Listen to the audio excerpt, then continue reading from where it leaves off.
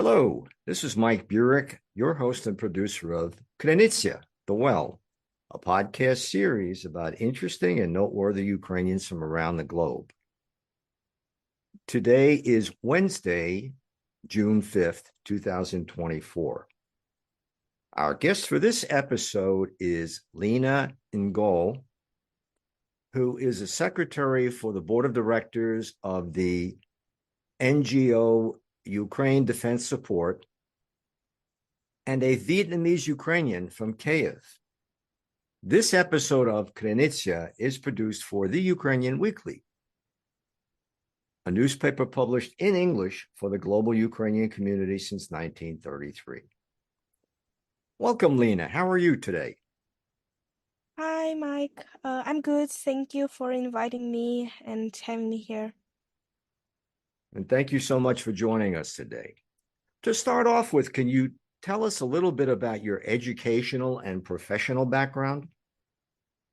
Right now, I live in Bellevue, Washington State, and I'm a student in Bellevue College. I'm working on my degree in business administration. Back in Ukraine, I was student in National University Kyiv-Mohyla Academy, and I was studying sociology there. Lina, I'm very curious about your background. When did your family emigrate to Ukraine from Vietnam, and why did they go to Ukraine? After Soviet Union collapsed, there were many programs for Asian immigrants to come to post-Soviet countries and get education or jobs. And my parents used those opportunities. My mom came to Ukraine to be a student. Unfortunately, she never started and finished it. And My dad came to get a job. And actually, they met each other in Kiev, in the Troyeshina market. This is one of the biggest market in Kiev, where most of Vietnamese diaspora works.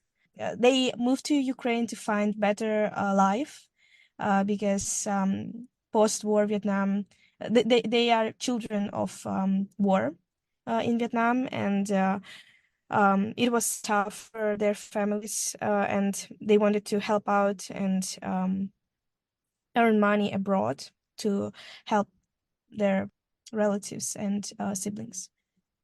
So, how large is the Vietnamese community in Ukraine? It's very, very, very big. So before Maidan in 2014, I would say that like in Kiev alone, we had like 5 to 7,000 Vietnamese people. And this is not the biggest diaspora. The biggest diaspora is in Kharkiv. This is where the largest open air market Barabashov is. And the diaspora there counts more than 10,000 people. Um, and Also, we have the big diaspora in Odessa, also because of the 7 kilometer market, because it's a port city, and it's slightly less than in Kharkiv. I would say like 8 to 9,000, maybe more. We actually don't have exact numbers, but like Vietnamese people around Ukraine had their own districts, built their own schools, and built houses to live together. Yeah, after Maidan in 2014, many Vietnamese people came back to Vietnam because of the crisis and safety reasons. And after the full-scale invasion started, I would say that like 70% of people moved to Europe or Vietnam or other countries like me to the US. So right now, I would say that it's maybe like less than 3 to 5,000 people left who are still working there, and some of them are students. So yeah. And how difficult was it for your family and you, for example, to pick up the language, the Ukrainian language and the Russian language? As I understand, you speak both. Yeah, since I was born and raised in Kiev, I was raised as a Russian speaker, and I only used Ukrainian in school. But when I turned 16, I started to learn about politics, about historical reasons of why am I a Russian speaker, so I switched to Ukrainian. And my parents never learned Ukrainian or Russian, actually. They have like very basic elementary level. It was enough to like survive and go to grocery store and do some small business, but they were never fluent in it. So I was a translator for them from the moment I started to talk. And what did you do in Ukraine? I think you mentioned you were in university there. Yeah, I was a student. I also worked in DIA, Ministry of Digital. It's a project of Ministry of Digital Transformation in Ukraine. Yeah, I was a social activist. Most of my projects were connected to marketing and communications. Yeah, I was living my normal life of the young person. I also am alumna of Ukrainian Leadership Academy. It's a non-formal educational program for youth that wants to become future leaders of Ukraine. And thanks to that program, I was traveling around Ukraine a lot. I was volunteering, doing social projects. So, yes, that's how it was before war. And when did you and your family leave Ukraine for the state of Washington in the United States? What are you currently studying at Bellevue College? So we fled Ukraine on the day 4 of the full-scale invasion, and we went to Romania and then Germany first, and arrived to the US in August 2022. So it's been almost 2 years since we are here. We moved here because we have relatives who helped us get in here. And I am studying business administration in Bellevue College right now.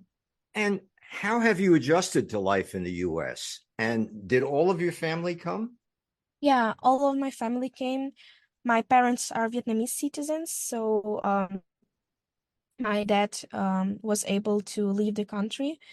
The adjustment was hard, but we are grateful to be together and be safe. Although it's a big change, we know that everyone is experiencing that. So we were just working hard, and now everything is good. I'm in school. I have a little sister. She's in middle school. My parents work here as well. It was hard in the beginning, but we had the support from our family and also from Ukrainian community. So I'm very grateful for that. Let's talk a bit about the Ukraine Defense Support Group that you're part of. How, why, and when was the group founded, and what does it do? So, Ukraine Defense Support is a 501c3 nonprofit organization that was founded by Carl Larson, American veteran who was fighting in Ukraine for global democracy and freedom. After he came back to the US from Kharkiv region, he realized that he wanted to continue helping Ukraine and his International Legion brothers. So he started Ukraine Defense Group with Pamela Dalan. They are two co-founders of the group, and they started it in the end of August 2022.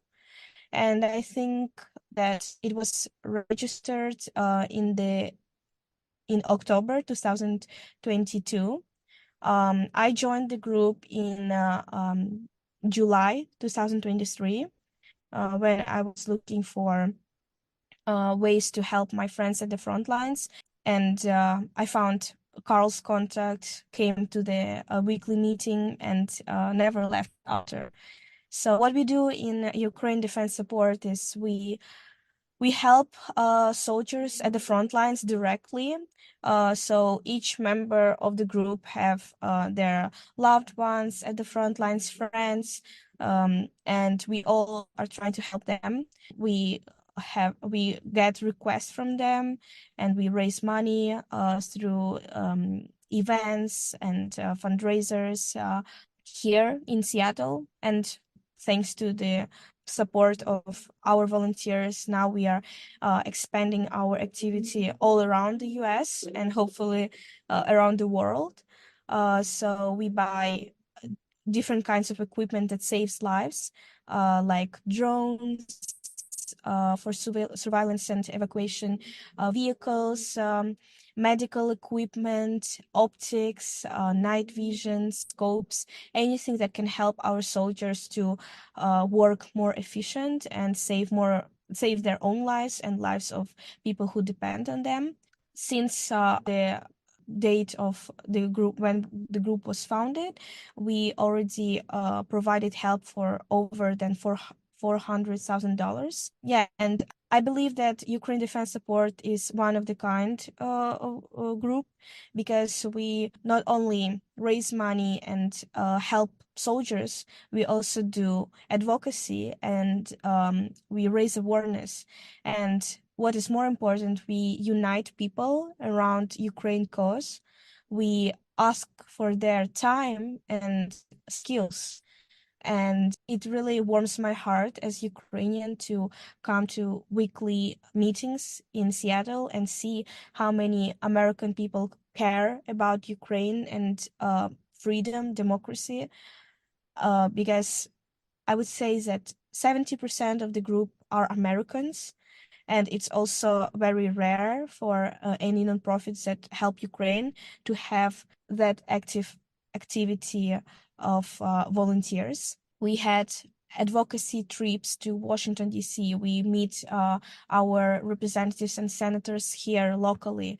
We do fundraisers. We do like small fundraisers like garage sales and car washes.